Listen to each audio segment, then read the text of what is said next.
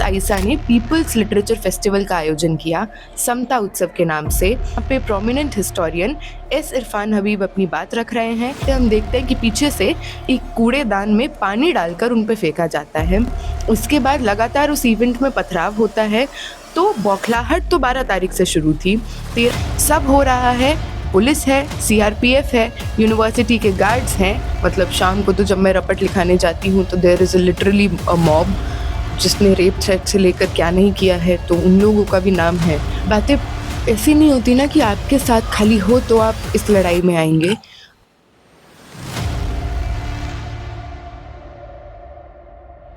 Delhi university north campus में जो मामला सामने आया था, जिसमें एक पत्रकार से मारपीट करने की मामला सामने आ रही थी।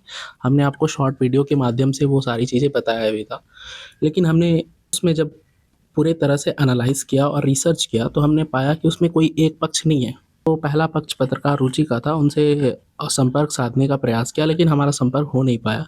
लेकिन हमने अंजलि जो DUSFI की सेक्रेटरी हैं, उनसे बात करने की कोशिश की। तो हमने उनसे बात किया और तमाम ऐसी चीज़ें हैं जो सामने आई। उन्होंने बताया कि क्या, क्योंकि वो मौके पे मौजूद थी, और क्या-क्या चीज़ हुआ था आप आगे इस इंटरव्यू में जानेंगे। तो हमारे साथ अंजलि मौजूद है, जैसा कि हमने आपको बताया था, जो कि आइसा से पूर्व डूसू प्रेसिडेंशियल कैंडिडेट भी रह चुकी हैं। और जैसा कि मैंने आपको पहले से मेंशन कर चुका हूँ, आगे इनसे ही बात करेंगे और सारी चीज़ें यहीं एक्सप्लेन करेंगे आपको। तो क्या हुआ था आप बताइए थोड़ा, मतलब क्योंकि आप वहाँ मौजूद थी और फुटेज में भी आप दिख रहा है, तो संक्षेप में मतलब क्या हुआ था, कब से शुरू हुआ और अभी तक का क्या? तो वारदात जो चल रही है और जिस पे पूरा एक मीडिया ट्रायल और नैरेटिव सेट किया जा रहा है नेशनली, वो 13 फरवरी की बात है। पर वाकई में इंसिडेंट शुरू 12 से होता है। दिल्ली यूनिवर्सिटी में ड्यू लिटरेचर फेस्टिवल चल रहा है, जहाँ पे एक तरफा सरकारी लोगों को बुलाकर, जो एक तरफा भाजपा आरएसएस के प्रोपेगेंडिस्ट्स हैं, मतलब इतिहास के नाम पे, साहित्य के नाम पे आप विवेक अग्निहोत्री को बुलाते हैं, अंजना ओम कश्यप को बुलाते हैं, और तमाम ऐसे लोग, सुधांशु त्रिवेदी जैसे लोगों को बुलाया जाता है, जो एक तरफा समाज में विभाजन करने का काम, नफरत फैलाने का काम करते हैं। तो इसके बरक्स आइसा ने पीपल्स लिटरेचर फेस्टिवल का आयोजन किया समता उत्सव के नाम से, जिसका पूरा आइडिया यही था कि देश में मजलूमों का, देश में वंचितों के साहित्य को सेलिब्रेट किया जाए। और क्योंकि यूजीसी गाइडलाइंस की डिमांड पुरजोर तरीके से देश भर में चल रही है, तो उसके समर्थन में ये प्रोग्राम किया गया।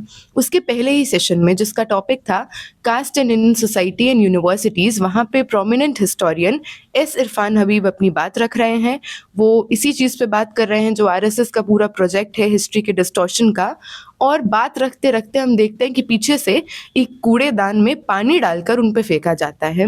उसके बाद लगातार उस इवेंट में पथराव होता है। हम लोग जाकर जब पीछे देखते हैं, बाउंड्री के पीछे आर्ट्स फैकल्टी पे ही होता है, तो हरेश चौधरी नाम का एक लड़का हाथ में पत्थर लिए बैठा है। वो वीडियो बाकायदा हमने प्रॉक्टर को, एसएचओ को, मॉरिस नगर, सबको दिया। पुलिस वहाँ पे मौजूद है, उनको दिया। कोई कॉग्निजेंस नहीं लिया जाता, कोई कार्रवाई नहीं होती।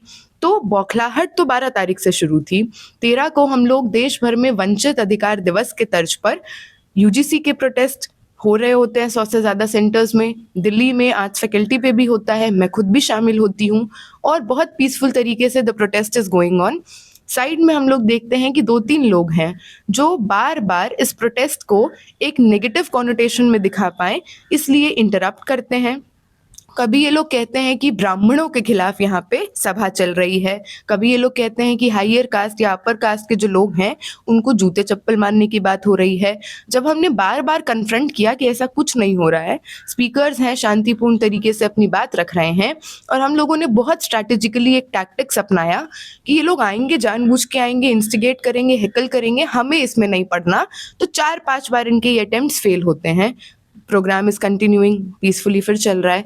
साइड में मैं देखती हूँ कि कुछ हलचल है, कुछ कुछ हो रहा है, ऐसा लग रहा है झड़प हो रही है। मैं वहाँ पे पहुँचती हूँ तो मैं देखती हूँ बामसेफ न्यूज़ के एक पत्रकार हैं, जो एक दलित व्यक्ति है, नवीन उनका नाम है, उनका फ़ोन छीन रही है ये ऑरेंज स्वेटशर्ट में जो महिला है, रुचि तिवारी जिनका नाम है, और फ़ोन छीन रही है और लगातार, मतलब उनको एकदम ज़ोर से पकड़ा हुआ है, जकड़ा हुआ है, और मुंह से ये कह रही हैं कि बदतमीज़ी मत करिए, छेड़िए मत। तो देख के हम भी अचंभित हैं कि what is she trying to do. पर फिर नवीन क्योंकि मदद की गुहार करते हैं तो मैं उसमें घुसती हूँ और उनका फ़ोन उससे लेने की कोशिश करती हूँ, जो वीडियो में साफ तौर से दिखेगा। वो मेरा मुंह पकड़ती हैं और मुझे ज़मीन पर पटक देती हैं। क्योंकि मैं माथे के भार से गिरी, कुछ मिनट सेकंड्स के लिए मैं ब्लैकआउट हो जाती हूँ। मैं जब उठती हूँ तो उसके साथ के 3-4 गुंडे उस भीड़ में होते हैं, हाथ चला रहे हैं, बदतमीजी कर रहे हैं। सब हो रहा है, पुलिस है, सीआरपीएफ है, यूनिवर्सिटी के गार्ड्स हैं, और कुछ भी नहीं होता। यही नहीं, यहाँ पे खत्म नहीं होता। वो वहां से अपने साथ के 4 गुंडों के साथ भागने की कोशिश करती है, और किसी भी इंसान का एक वाजिब रिएक्शन होगा जब उसको उसी के यूनिवर्सिटी परिसर में पीट दिया गया, गिरा दिया गया, और सब वहां पे खड़े होकर तमाशा देख रहे हैं। You will go after that person to catch them, to hand them over to the police. That is exactly what is happening. एक वीडियो म्यूट करके इतने जोरों शोरों से चलाया जा रहा है कि अंबेडकरवादी महिलाओं ने, लेफ्ट की महिलाओं ने हमारा नाम लेकर, हमारा एड्रेस बता बता कर कि हमने एक महिला को प्रताड़ित कर दिया। और वास्तविकता ये है, अनम्यूट करेंगे तो we are screaming at the top of our throat कि सर आपके सामने मार के भागी है, इसको पकड़िए, इसको पकड़िए। हम हैंड ओवर कर रहे हैं उसको पुलिस से, और यही नहीं होता, पुलिस ह्यूमन चेन बनाती है और उस महिला को वहां से निकाल लेती है। ये सब कुछ आपने बता दिया। अभी जो लीगल प्रोसेस चल रहा है उसका क्या सीन?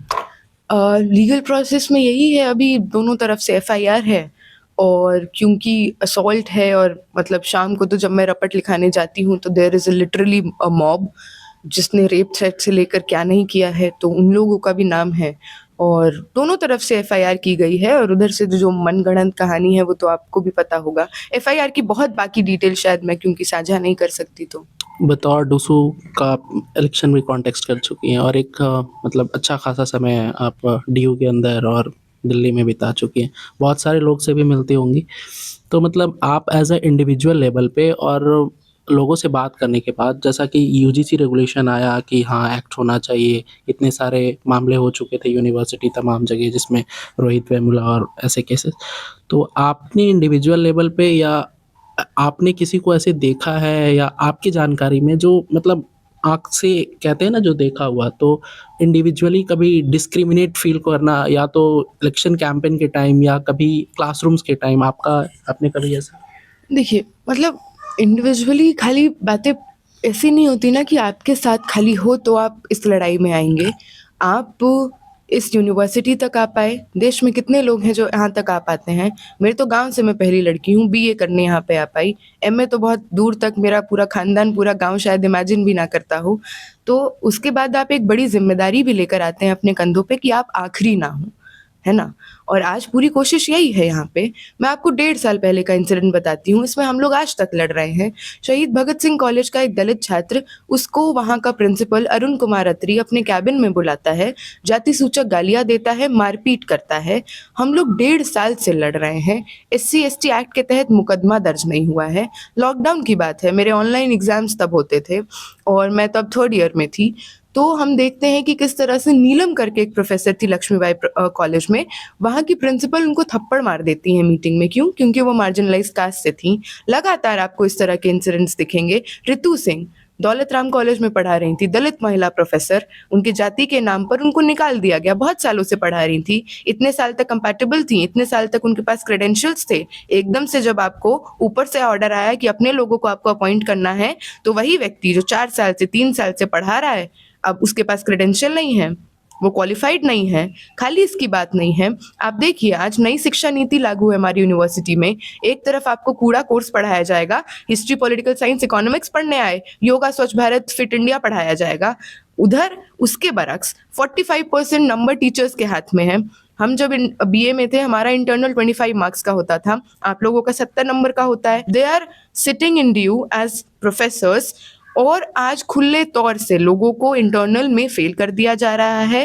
कास्ट का सरनेम देखकर नंबर मिलते हैं। रामजस का प्रोफेसर धनी राम एक महिला को हरास करता है, and the first thing he utters out of his mouth is, अगर कंप्लेन करोगी तो नंबर काट लूंगा।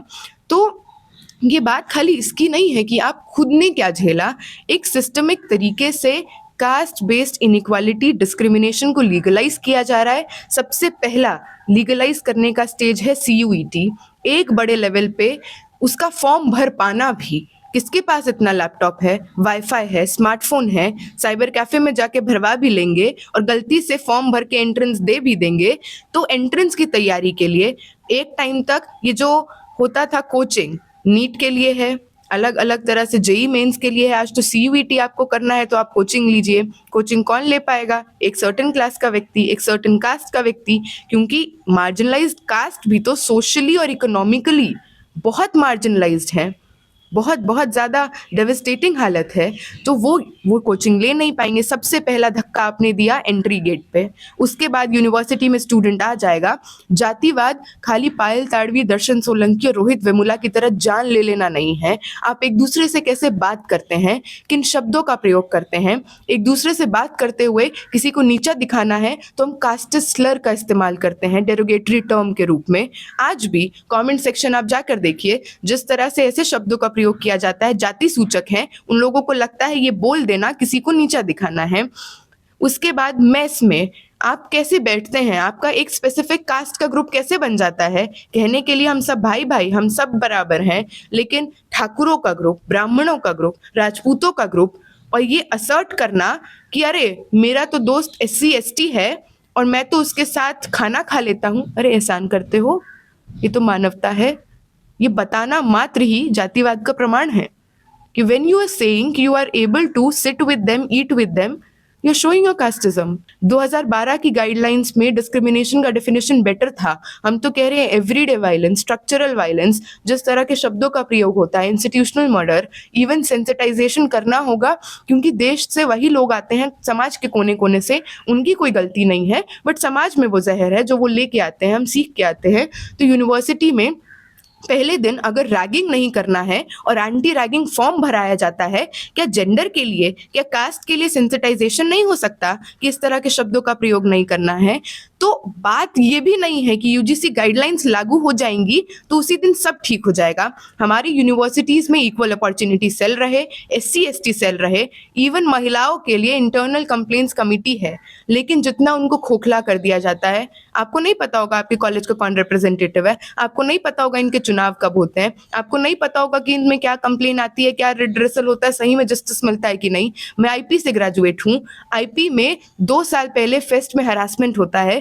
We submitted 230 written complaints of sexual harassment to the principal, to the National Commission of Women, to the Vice Chancellor of this university. No action has been taken till now. 230 written complaints of sexual harassment. ये तो एक आयाम है। तो बात यही है, बात इरादे की है। जो इरादा साफ है, इसीलिए आज इलाहाबाद से लेकर पटना, दिल्ली विश्वविद्यालय में जो वंचित हैं, शोषित हैं, वो सड़कों पे हैं, क्योंकि उनको पता है कि लड़े बिना तो ये गाइडलाइंस भी नहीं मिली। हजारों लोगों की शहादत गई है, पीपल वर मर्डर्ड, जिसके बाद ये बनाना पड़ा। 118% कास्ट बेस्ड डिस्क्रिमिनेशन में इजाफा हुआ है, ये यूजीसी ने कहा अपने 25 के एफिडेविट में। हम लोग देखते हैं कि 13,626 students coming from SC ST OBC communities dropped out. ये ड्रॉप आउट नहीं है, पुश आउट है। कौन चाहता है कि हम शिक्षा ना अर्जित करें? तो ये सारे आंकड़े इस बात की गवाही देते हैं कि यूजीसी गाइडलाइंस एक बेहतर रिफाइंड तरीके से लागू हो is the need of the hour. कुछ दिन पहले हमने भी एक रिपोर्टिंग की थी फैकल्टी ऑफ आर्ट्स पे। 10 दिन पहले, आई थिंक 3 या 4 फरवरी को कोई प्रोटेस्ट आयोजित हुआ था, तो उसमें हमने बात किया था लोगों से। तो मतलब जैसा कि उस टाइम सुप्रीम कोर्ट का स्टेटमेंट आ गया था, CGI ने कोर्ट किया था, उनके साथ कुछ केस बेस्ड ऐसे प्रश्न रखे गए थे, तो उन्होंने बताया था कि इसमें ये मेंशन नहीं है कि ये मतलब कुछ अदर जैसे जनरल और इस स्टूडेंट्स के लिए नहीं है, और उन्होंने कैपेबल ऑफ मिसयूज का टर्म वहाँ पे कोट किया था। हो सकता है, इस बारे में क्या कहना है? देखिए, इस देश में ऐसा कोई कानून नहीं है जिसका मिसयूज नहीं हो सकता।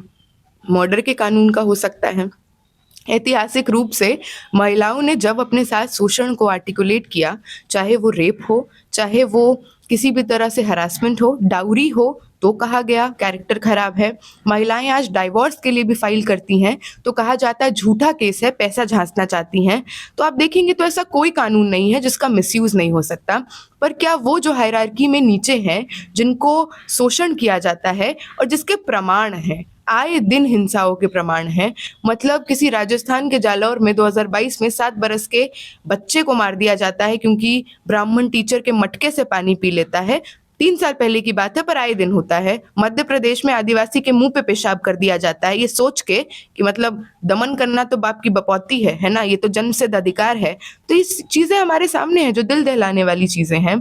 तो इसके बेसिस पे एक कानून आता है और जो चंद लोग, जो सही में आबादी में भी कम है, लेकिन सालों से, दशकों से, शताब्दियों से एकाधिकार रहा है, उनकी जो ये बौखलाहट है, वो बहुत अब्सर्ड है क्योंकि शायद अगर उन्होंने इस कानून का, रेगुलेशन का 3 लाइन भी पढ़ा होता पहला, तो इनको पता होता SC, ST, OBC, EWS, women, disabled students, racial basis पे डिस्क्रिमिनेशन, महिलाओं का कोई जाति मेंशन्ड है इसमें? ईडब्ल्यूएस किसको मिलता है? डिसेबल्ड स्टूडेंट तो किसी भी कैटेगरी से हो सकते हैं। रेशियल बेसिस पर डिस्क्रिमिनेशन, जो स्टूडेंट्स नॉर्थ ईस्टर्न स्टेट्स और सदर्न इंडिया स्टेट से आ रहे हैं, they can be of any category. तो बात साफ है, एससी, एसटी, ओबीसी देख के ये बौखलाहट है ना? बाकी के तो 4 आपने कैटेगरीज देखे ही नहीं।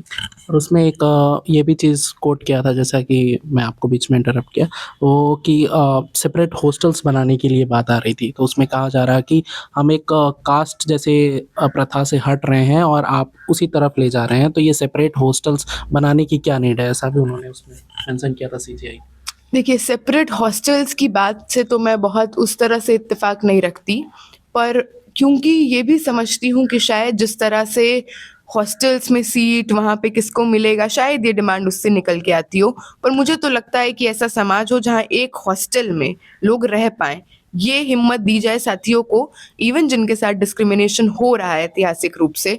जब इस तरह के पुरज़ोर तरीके से रिड्रेसल मैकेनिज़्म आएगा, तो वो डर भी खत्म होगा और वो दमन करने का जो इम्प्यूनिटी फील होता है, पावर फील होता है, दोनों तरफ की बात है ना? वो पावर भी उधर से खत्म होगी। तो सेपरेट हॉस्टल तो और विभाजन पैदा करेगा, और खाली विभाजन की बात नहीं है, वो उस मानसिकता को और पैदा करेगा। हम देखते हैं कई जगह पे तो हॉस्टल सेपरेटली अलॉट नहीं होते हैं, पर पटना यूनिवर्सिटी में अपने आप अलग-अलग हॉस्टल है। राजपूत हॉस्टल नाम खुद दे दिए, है ना? अंबेडकर हॉस्टल क्यों? क्योंकि दलित छात्र रहते हैं, और वहाँ पे क्या है, अंबेडकर हॉस्टल का पीछे का गेट नहीं खुल सकता क्योंकि वो राजपूत हॉस्टल के सामने है। वहाँ से कोई स्टूडेंट जाने लगेगा, मार दिया जाएगा, है ना? तो इस तरह का भी हम लोग इस देश में विभाजन देखते हैं। मुझे नहीं लगता हॉस्टल सेपरेटली अलॉट होने चाहिए, साथ में हो, एक बेहतर तरीके से ये सुनिश्चित किया जाए कि सेफ्टी भी रहे और लोगों के अंदर, देखिए हम लोग जब कहते हैं कि ये जो पूरा नैरेटिव चल रहा है कि पूरे एक कम्युनिटी को अज्यूम कर लिया है कि ऑप्रेसर है, ऐसा नहीं है। पर जब महिलाओं के साथ शोषण होता है, तो ये कहा जाता है कि पुरुष क्योंकि शोषण करते हैं, तो बहुत सारी एक बड़ी आबादी वो शोषण करने के लिए कैपेबल है, क्योंकि हायरार्की में ऊपर हैं, क्योंकि पावर डायनामिक्स है। तो यही बात है, सारे ब्राह्मण या सारे अपर कास्ट, सारे राजपूत, सारे ठाकुर दोषी नहीं है, बट क्योंकि हायरार्की में ऊपर हैं, वो दोष कर सकते हैं, वो अपमान कर सकते हैं, वो दमन कर सकते हैं। कोई अजम्पशन नहीं है। किसी को जब किसी के फेवर में कानून आता है, किसी के खिलाफ नहीं है। ये बात समझना ज़रूरी है।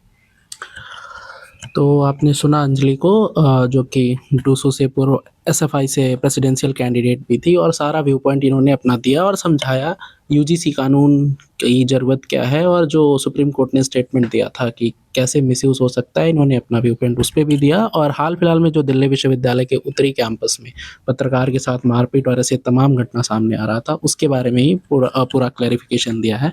आप सुन सकते हैं। उम्मीद करते हैं आपको ये पूरा मामला समझ आया होगा। शुक्रिया।